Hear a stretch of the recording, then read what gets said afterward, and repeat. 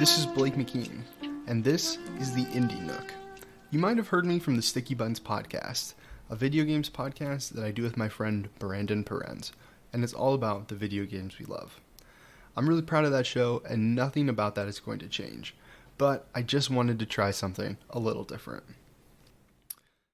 And I wanted to kind of just make my own show, make something a little bit crazy. I almost titled it Blake's Indie Corner, but I ended up, kind of sticking with Indie Nook.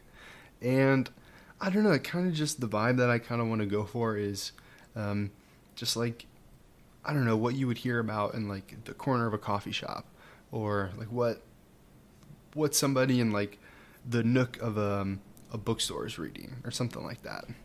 So although I absolutely love video games, and the show is going to be mostly about indie video games, I kind of just wanted to try something a little different. And with the Sticky Buns podcast, we do it bi-weekly. And just with the nature of that, like for example, we kind of know what we're going to be doing for the next 2 episodes. And, that's 4 weeks out that we kind of know what we're going to be doing. And I just kind of wanted to talk about something a little bit different, and I didn't really have an outlet. And before, I've kind of made videos and posted them to the YouTube channel, the Sticky Buns YouTube channel. And I just, like the last video that I did, it took like 30 hours to make. And I just kind of wanted to just do something a little bit smaller, a little bit more low-key, try to do something maybe a little bit lo-fi in a way. So this is the Indie Nook, and that's kind of just what I wanted to talk about today. I wanted to be a little bit free-form. I just had some extra energy, and I really just kind of wanted to just sit down in front of a mic and just kind of see what I came up with. So at the time of this, I haven't told anybody that I'm even doing this. So if if you're hearing this, I would have shared it with you, or I don't know, maybe I talked about it on the Sticky Buns podcast, but at the time of recording, like, I haven't told anybody, and I don't even know if I'm ever going to post it. So I just kind of wanted to just hop on the mic and see what happened. But I guess kind of the inception of, the Indie Nook is I also kind of want to talk maybe about like comics, or like indie publications, or like if I like read a book or something, or just like anything on my mind, anything like semi-related to video games, or anything I'm interested in. I kind of just wanted to hop on the mic and have an outlet for that. With the Sticky Buns podcast, I'm really proud of that show and what we do there, but it is kind of not strict in a way. Like, we can do whatever we want, but we do kind of, like set out like, hey, we're going to talk about this video game and our takes on this video game. And something that we do sometimes is we just from the nature of it, we just move on. And even though we might be playing a game in the background, it might just not fit with the games that we're talking about, and it might just not really flow with what the conversation is going to be. So it just, even though we might be playing the game and might really be enjoying it, we just might not have an outlet to talk about it on the Sticky Buns podcast, which is kind of what I wanted to do today. So this game, I talked about it like a year ago on the podcast, and it made like the Game of the Year list, or I made my Game of the Year list in 2022, which honestly I don't remember what number I gave it, but I have that list on my phone still, so I guess I'll check that out here in real time. Game of the Year 2023. Oh, that's 2023. Oh, that's so funny. I haven't touched that note in a while. It's 2023 currently. GOTY 2022. Okay, let's see. Where did this end up falling? Okay. So this was... Oh, hold on. This says possible list. Is that my actual list? I think that must be my list. I guess that kind of makes sense. Is that my list? I guess this would be it. That's so funny. Well, my number one of 2022 from this note, which I guess I think this is how it would have came out. So I guess I'll just go from 10. Yeah, I'll go from 10 to 1. This sounds right. So 10 I had Fortnite, 9 I had Minute, 8 I had Citizen Sleeper, 7 was Brilliant Diamond Shining Pearl, 6 was Eastward, 5 was Pokemon Heart Gold, 4 was Guardians of the Galaxy, 3 was Stray, 2 was Breath of the Wild, and 1 was Ollie Ollie World. Wow, that's so funny. Yeah, so my number 8 game of the year last year, Citizen Sleeper, I've picked it up again and I've been playing it, and my gosh, I just wanted to talk about it. It has really kind of, the more time I put into it, it's just really kind of changed and evolved, and I really just wanted to hop on a mic and talk about it. And Tears of the Kingdom just came out, which is Breath of the Wild. It's a successor. You've probably heard of it. It's pretty popular. And I don't know, for whatever reason, just like I needed a palate cleanser. I needed something else to do, like when I'm in bed, so I don't just get completely sucked into Tears of the Kingdom. I picked up this game again. And Citizen Sleeper, if you're not familiar with it, is it's really awesome. It's a really cool indie game, pretty much developed by one person, Gareth, Damian, Martin, and it takes place on the space station called the Eye, and you're a sleeper, and Citizen Sleeper. And, a sleeper is somebody that has an emulated consciousness, and they're kind of like this mix between human and AI. And the way that a sleeper comes about is there has to be a person, like a physical person, and they have to sell a copy of their consciousness, and that copy becomes the sleeper.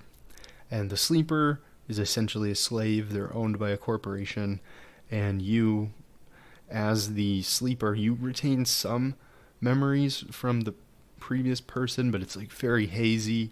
You don't really, you know that you're different from them, and you know that like you are a slave, and like, you have full sentience, and you kind of don't, it doesn't really matter to you how you came about and how you became a sleeper, but like you're kind of, you escape the corporation and you end up on this space station called the Eye. And that's kind of where the game starts. And I've talked about this before, but when you start, it's just, you're falling apart. You have nowhere to stay. You're starving. And the way that the game works mechanically is you have these dice, and the dice rolls are, I guess, the game mechanic for your actions. So whatever you want to do in the day, like in the beginning, like there's this person that this character, like they'll let you stay in an abandoned shack if you work for them during the day, and like you barely get paid at all, but you're like, hey, like what choice do I have? Like this person's letting me stay here in this shack, like, and I can work a shift, like decommissioning like ship parts, and you kind of start from there, like basically working as a scrapper on this space station. And in the beginning, like it's desperate, and you don't have a lot of resources. Like it's really hard to get food, and you kind of come across this doctor, and this doctor kind of tells you, as there's this bar going down on the screen, and you don't really know what it means because nobody's explained it to you, and this bar is kind of just ticking down, like cycle by cycle, day by day, and as it ticks down, you realize that you get less dice, so you get less actions per day, and you don't really know what's going on, and you go and talk to this doctor, and she kind of explains to you that the corporation that owns the sleepers, that they view you as property, that there's this breaking down is planned obsolescence, and you need an injection in order to keep on living. And this injection is like proprietary technology owned by this fictional company, and you need the injection to keep on living. And that's kind of, where the game begins, is you have to, carve out a life for yourself, and it's really kind of a struggle. In the beginning, like, it's hard to get money, it's hard to get these injections, and it's really, it's kind of a desperate place. And as you kind of progress further and you kind of find, um, I guess, the citizenship and community in a way as you kind of meet more people and learn more about this environment. And because you're your property, you're in the beginning, you're being hunted by a bounty hunter. And that's kind of one of the first quest lines that you're confronted with and you have to get out of. And I talked about that a little bit on the Sticky Buns podcast and my experience there, and that really, really rocked me. I was very shocked by how it made me feel and like the choices that I was presented with. And I mean, I did talk about that before, so that's not really what this is about. But just like the bounty hunter quest line and how that ends is kind of where I left the game. Like after I had kind of finished that, I kind of was like, okay, wow, like that was crazy. Like I can take a step away from this and play other things. And I think that like if you're somebody that has a fascination with video games, like you kind of just play things or you want to just experience different ones. So sometimes you fall away from games that maybe you were really enjoying, and for me that's what happened with Citizen Sleeper. So I'm very happy that I picked it back up. And since I picked it back up, this game has just like tripled in size, and the scope of it has just really kind of made itself clear to me, and I'm just like so blown away by this, and I just needed to talk about it. And I also, I guess with Tears of the Kingdom, I got into OLED Switch, and this game visually is just very striking on the OLED, and I really like it. I think the art is really incredible.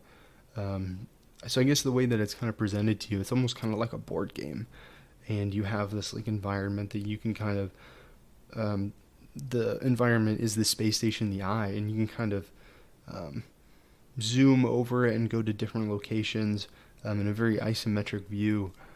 And as you encounter different characters, like they'll have like a character bio, and it'll kind of like pop up, and it'll be a beautiful artistic rendering of that person. Like the artist for Citizen Sleeper, like they just did some incredible art.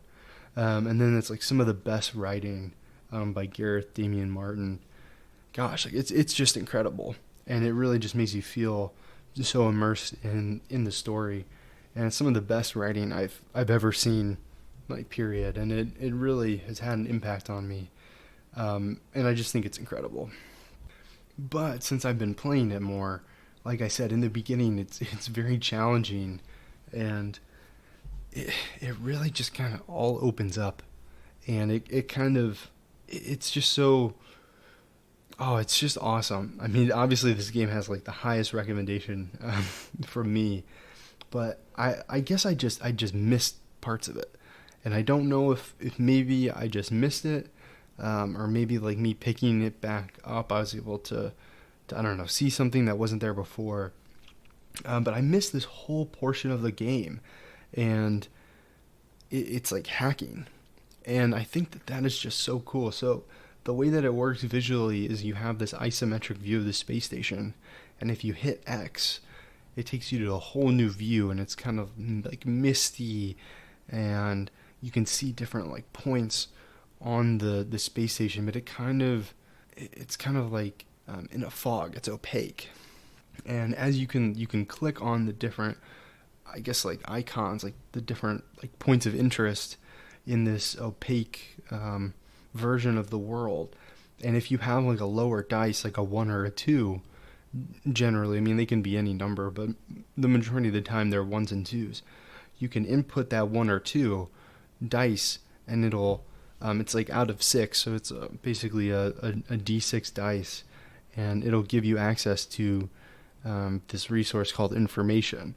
And it's a whole part of the game. Like there's some people that they need information and data in order to progress certain quest lines, and I just like had just missed all of this. So I wasn't able to get very far without knowing that hacking existed. And it really changed the game, because like, for example, if I had a 1 or a 2 for pretty much the whole time I was playing the game, I would use it to there's this place, it's like a a food restaurant where you can like do a shift and you'll get paid in food. And if you have like it's the bar that shows like your condition, and that is like do you need like another injection of your stabilizer, like that's one bar, and there's another bar that's like your energy bar, and you need to refill that every cycle with food in order for you to get better dice. So for example, if you have like a full health bar, you're going to have some 5s and 6s, which give you a higher probability of, you know, rolling a 5 or a 6, because it's pretty much predetermined. So I mean, when you start the day, it gives you a whole new set of dice, and like if you're starving, for example, it'll only give you like 2s, 3s, and 1s, and if you have, you know, full health, it'll give you higher probability dice. Now that doesn't mean if you have a 6, you can still get a negative outcome, but it's more likely that you'll get the positive one. And this hacking just completely changed the game, because it allowed me, when I had like 1s and 2s, instead of it just being like a waste, I would use it for hacking, which allowed me to I guess progress the game a lot more. And there's a character named Fang, and they kind of say to you, hey, sleeper, like, you have a tracker. Like, that's how the bounty hunters were able to track you, is you have this tracker, and I can get rid of it for you, but you need to help me with something that I'm doing. And you kind of just help him gather data from around the eye, and it's really intriguing, because as you kind of go through his story, you end up learning about how there was a corporation that owned the eye, and the corporation went into bankruptcy. They went insolvent, and all of these people that had basically, you know, signed up to to be colonists on this station and like work out here, like they were trapped without anywhere to go. And as this corporation was just deteriorating, they kind of had to pick up the scraps, and that is kind of how there's like an organization that now leads, or is now like the leading faction or the governing faction on the space station. And it's kind of, up until this point, they're kind of depicted as kind of very gang-esque, very like cop police state run organization. And as you kind of or you learn about the fall, you kind of learn that a lot of these people were from that corporation.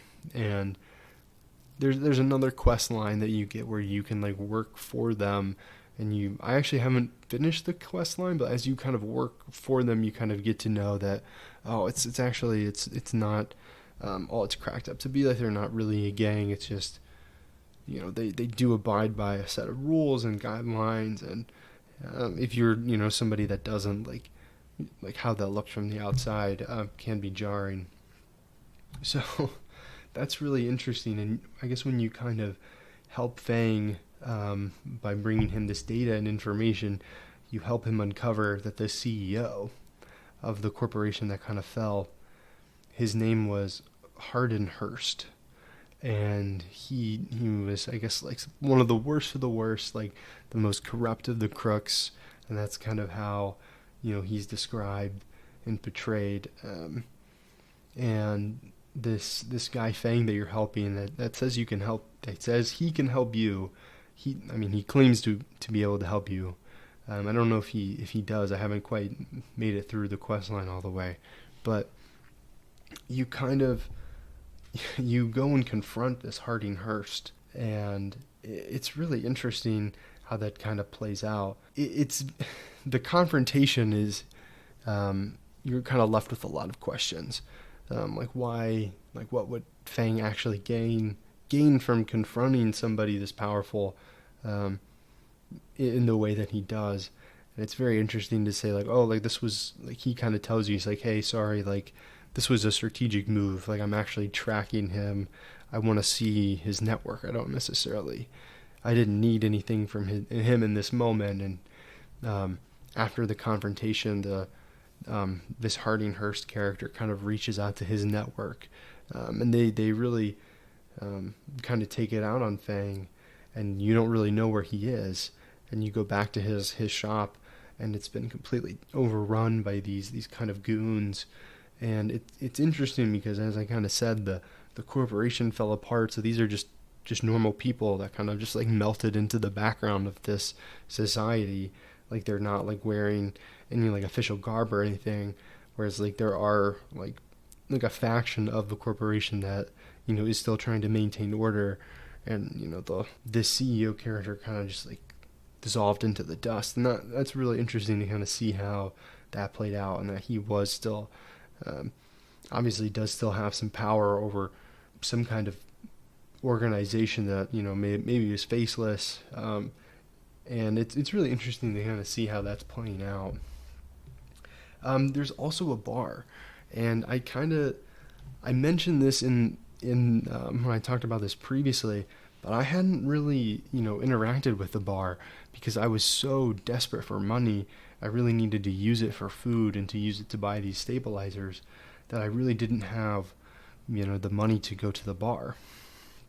But as the game progresses, you get more money, and you get better and better at playing the game, like cycle over cycle. Like, you do kind of cross this threshold to where you are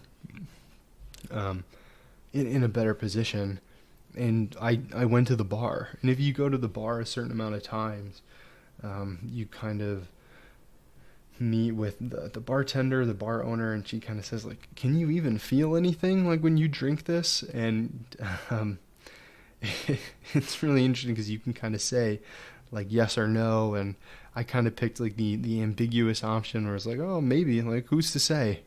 And you know, the bar owner and bartender kind of takes a liking to you, and they offer you, you know, a way that you can like pick up a shift, and you can pick up a shift at the bar, and as you work there, you can gain some money, which kind of helps you out as well. And then after you do that a while, you kind of progress her storyline, and you help her renovate the back of the bar and put like a distillery in there so that they're not just selling alcohol, they can like make their own alcohol. And that's really interesting because that like how that helps her out. And you're kind of just like helping her like scraps and bits and pieces that you find throughout the station, from doing other odd jobs. And it's really awesome how it's all connected, but you kind of end up having a very heartwarming and really interesting relationship with this bar owner. And I wish that I had done that a little bit sooner, but it's very interesting because I just didn't feel like I had the resources to like go to a bar in a video game, and I just thought that was kind of cool, and I really enjoyed that quest line. But I guess kind of to bring it back to this Fang character, he kind of helps you, I think he is the introduction to hacking, which is kind of what I had missed. And after you get this data, you know, you can kind of explore this whole opaque version of the eye, which I think I'm interpreting it as like the network of the eye. And like when you press Y, you enter into like the network where programs are, kind of like the wireless network of the eye. And you come across this vending machine. And well, I guess I'll back up. Before you meet this vending machine, you're confronted by this program called the Hunter, and you have a couple confrontations with them. They end up like striking you, and you can like strike back, and you can run from them. But you know, however many times you go into, you know, the network and you scrounge for data and get these resources, you're ticking this meter, and whenever it gets to the end, the Hunter appears, and you have more and more confrontations with them, and they end up escalating each time. And it's kind of, you kind of come to this realization it's unsustainable, and that this Hunter is gonna get you. And you have a confrontation with another program called the Killer, and that ends very scarily, and the stakes are high, and you kind of really feel the stakes of going in and hacking the station for this information. But I mean, you kind of need to do it to progress some of these other story lines. Like, I mean, obviously, like, information is key, and in the game, information is just as valuable as a currency as actual money, which I think is really interesting, and I thought was cool how that kind of played out thematically. So you kind of stumble across this vending machine, and after you hack, like, once you kind of progress that far enough, you get a key, and you can open, this portion of the map that's been there the whole time, but it's kind of been locked. It's like a hangar door, and you finally get the key to open it, and when you go in there, there's a lone vending machine, and the vending machine starts talking to you, and it's very clear that this vending machine has sentience, and it's a sentient vending machine, and by you finding them, they kind of say, all right, we have a chance. You're like, a chance of what? Like, what are you talking about? Like, we have to defeat the hunter and the killer, or we'll never be safe. And you kind of realize then, they kind of explain that this eye used to be a safe haven for sentient programs, and that they're actually a program from the original corporation, that they gained sentience after the collapse, and we're harbored here as a safe haven, and because of this hunter and the killer, they're essentially programs from the corporation that were basically meant to wipe out and kill all data and programs associated with the company, because it's seen as the company's property, and it's kind of like a fail safe that was put in place as the corporation was collapsing, so that none of the corporation's property, being these systems and programs, that they didn't get out. And so the hunter basically is prowling and hunting the net and the web, or the network and the web, to try and find these programs. And when he finds them, or when they find them, they alert the killer, and then the killer comes in and erases the program. And I have come to a conclusion of this quest line, and I won't spoil it, but man, just how that plays out, and you go from stumbling across a vending machine that is, I think their name is NeoVend, and you kind of find out that they're a sentient vending machine. It's very funny, and you kind of go through this whole quest line to I guess make the station safer. And as you spend more time with them, you kind of learn that they had to hide themselves in this vending machine, and they used to be something else. They're like, I don't really know what I was before, because in order to fit into the memory of the vending machine, I had to amputate myself. I had to, like, cut that part of me off. And it's like, at the time, so I don't remember very much, but at the time, I did an analysis, and I kept what needed to be kept, and I deleted everything else so that I would fit into the memory banks of this vending machine. It's like, I don't know what I lost, but I know that I lost part of myself.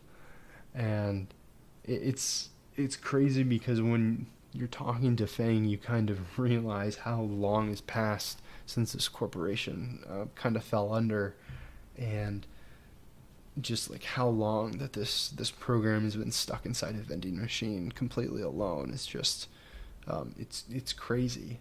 And you obviously, throughout this, you kind of help them out, and you put them in it's called a ship mind, but it has a larger memory, like a way for it to expand its consciousness, and it's really just so fascinating how that plays out. And that has been far and away my favorite questline that I've done in this game, and just like really sparked my imagination, and I'm so happy that I came back to it. So Citizen Sleeper, what more can be said? It's a great indie game developed by one person, and it's just so compelling, and I absolutely recommend anybody checking it out for themselves. But here at the Indie Nook, I want to talk about a little bit more than video games, and I want to shout out this company called Lost in Cult, and they are an indie publisher of video game magazines, like independent video game magazines that are more akin to books, just because of the size of them. They're huge, and I've gotten a lot of their other, I guess, publications. Like, they have one about handhelds. They have a couple issues. They feature everything from, like, I guess in their third copy, or their third issue, about half of it is just kind of talking about every From Software game, and they kind of just go through and, like, chronologically and just talk about every single one, and I thought that was just so cool. I really like their stuff. They have another one, another book called A Handheld a History, and I funded that as well. So I guess how it works is you prepay. They kind of have like a crowdfunding campaign, and you kind of prepay for these independent magazines, and in prepaying, you're like funding it, and it has like a funding goal, and you kind of like pay for it up front, and then you'll get it sometimes like up to a year later. And like I funded one almost a year ago, and I still haven't gotten it. So I mean, there is kind of like a lag in getting it, but I mean, you are kind of funding like the whole project, or you're a part of funding the whole project. So it's interesting how they do it, but I mean, they really do make some of the like some truly amazing stuff, and they're doing the design work for Citizen Sleeper, and I thought that was really cool. It looked really interesting. So I guess that's the design work is kind of just what they call their like deep dives into one video game, and so they're working with Gareth, Damian Martin, the creator, to kind of go a little bit deeper on this game, and I'm just so fascinated to learn more about it. So I kind of just wanted to shout that out. Again, that's called Lost in Cult, and they have other things, like they're selling a vinyl of the soundtrack, which the soundtrack is incredible as well. It's very ambient music, and it really kind of just evokes a vibe and setting, more so than I guess being like a soundtrack to accompany you on like a mission in like a third person game. Like, it's very much like the music is emulating the experience of being on the eye, and I really recommend just putting it on in the background, if you're working. Like, it'll absolutely transport you to a different place. But when I first described the game, and when I'm talking about it, just in general, like Citizen Sleeper, like, it very much reminds me of a board game, and it's very clearly tied to a board game in concept. And one of the things that they're doing with this design work is they're releasing a tabletop version of Citizen Sleeper called Cycles of the Eye, and it uses dice and tarot cards, and I guess it's I actually have a blurb from the listing. It says, create a solo journey through the game's location of Erlen's Eye. Over the course of several cycles, you will complete challenges, reveal new locations, and interact with iconic characters, building a story unique to your session. So I guess it's kind of like a board game to go on top of Citizen Sleeper and kind of be an additive experience. And I guess I should also say, with Citizen Sleeper, Gareth Damian Martin put out an update, like a DLC, and it was a free DLC. So I guess it's just additional content if you own the game. And I haven't done those storylines yet. It's very clearly marked, so I'm going to do that once I complete everything else. But I just am absolutely loving playing this game for a couple minutes a night. I'll probably sit down and play it for like half an hour before I go to bed. So I'm really just been absolutely loving my experience, and in some ways just me playing this game has kind of, inspired this little project called the Indie Nook. So I'm very excited to see where this goes. I actually kind of wrote out another couple ideas of what I'd like to do here, just like me solo, just talking to a microphone. So I'm hoping to kind of try those out, see how those go, and then kind of post 2 or 3 at once. So if you're hearing this, you'll probably be hearing this at a later date than when I recorded it. But yeah, this is the Indie Nook. This is episode 0, I guess, the first time I'm doing it. And I was kind of a little bit nervous. I was a little bit scared just to kind of hop on the mic and do it solo. But I guess if you're never pushing yourself out of your comfort zone, you're not growing. So I'm very glad that I did it, and I think I'm going to do it again. I have a couple other ideas, and I at least want to see those through. So this is the Indie Nook. Thank you so much for joining me here. It's a little bit silly. I guess I don't really know how to end it, but yeah, this is the Indie Nook. So thank you so much for joining me on this journey, and I hope I will see you again in the next one. So thank you.